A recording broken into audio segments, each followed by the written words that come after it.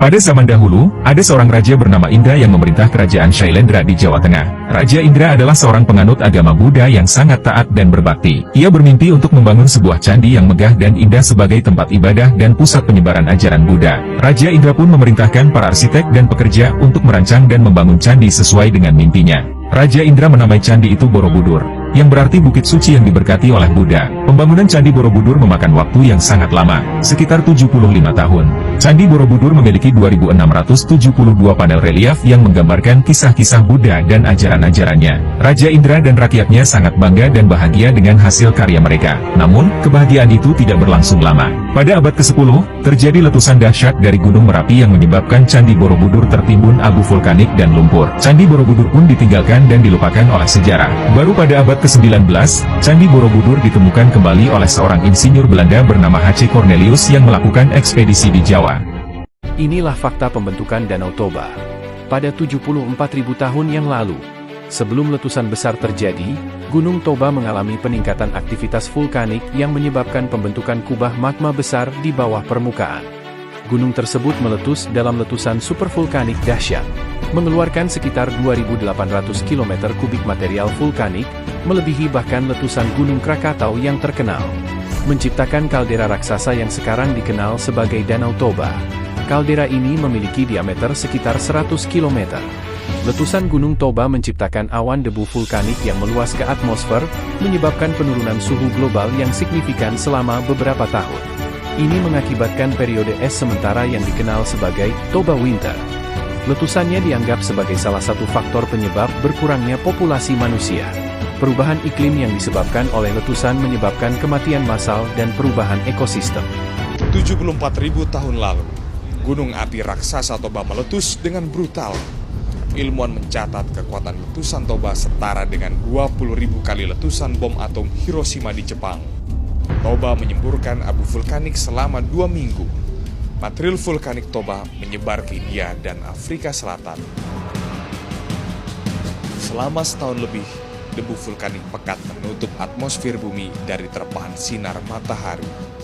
Dampak letusan Toba kala itu menurunkan suhu bumi 5 hingga 10 derajat Celcius. Dalam sejarah kebumian, muntahan material lava Toba tak tertandingi gunung berapi lain di dunia hingga sekarang. Letusan super raksasa Toba memuntahkan 2.800 km kubik material vulkanik menjulang hingga 10 km ke udara. Letusan Toba menyisakan kaldera. Kaldera secara sederhana sebagai lubang besar yang terjadi akibat amblasnya permukaan bumi yang terjadi setelah erupsi gunung api. Dalam proses puluhan ribu tahun, air mengisi kaldera dan menjadi danau, yang kemudian kita kenal sekarang sebagai Danau Toba. Danau dengan kedalaman sekitar 450 meter dan berada di ketinggian sekitar 904 meter di atas permukaan laut. Tim ekspedisi Cincin Api Kompas menelusuri jejak kebumian Toba. Ilmuwan mencatat usia batuan dasar di sepanjang tepi Danau Toba berusia 200 hingga 300 juta tahun. Ilmuwan meyakini batuan ini merupakan alas dari batuan vulkanik Toba. Ilmuwan mencatat Toba Purba telah meletus 3 kali dalam siklus hidupnya. Letusan pertama 800.000 tahun lalu menghasilkan kaldera di selatan Danau Toba. Letusan kedua 500.000 tahun lalu membentuk kaldera di utara Danau Toba. Dan letusan terakhir 74.000 tahun lalu membentuk samosir. Setelah letusan ketiga, Toba pun tidak mati. Ilmuwan menelusuri jejak-jejak historis pengangkatan Toba. Ilmuwan menemukan bukti pengangkatan Toba dengan adanya endapan dari dasar danau berupa fosil ganggan yang berada di permukaan.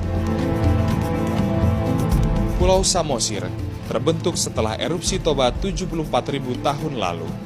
Pulau Samosir dapat dikatakan sebagai gunung baru yang akan tumbuh. Tumbuhnya Samosir terjadi akibat tekanan magma di bawah kaldera yang terus-menerus mengisi ruang-ruang magma yang kosong. Proses tekanan magma secara bertahap membentuk gunung baru sebagai cikal bakal anak dari Gunung Toba. Ilmuwan belum dapat memastikan besaran pengangkatan Pulau Samosir. Namun sejak 74.000 tahun lalu, kini ketinggian Pulau Samosir sekitar 1.000 meter di atas permukaan laut. Erupsi Toba terakhir, erupsi kaldera Toba terakhir adalah sekitar 75 atau 74.000 tahun yang lalu. Jadi kalau kita berpegang pada satu evolusi atau periodisitas yang itu, masih ada sekitar 200 ribu tahun lebih ke depan. Ya, apakah kita harus mulai deg-degan mulai saat ini atau khawatir dari hari ini? Saya rasa kita udah bisa mendapatkan satu jawaban. Untuk saat ini tidak perlu merisaukan akan terjadinya satu erupsi kaldera di dunia. Dalam kemegahannya, Toba menyimpan kisah kebumian yang telah mengukir sejarah bencana gunung api dunia. Torehan erupsi maha dahsyat Toba menjadi renungan bahwa alam pun bergerak dan tumbuh untuk berdampingan hidup dengan manusia. Tim Kompas, Ekspedisi Cincin Api.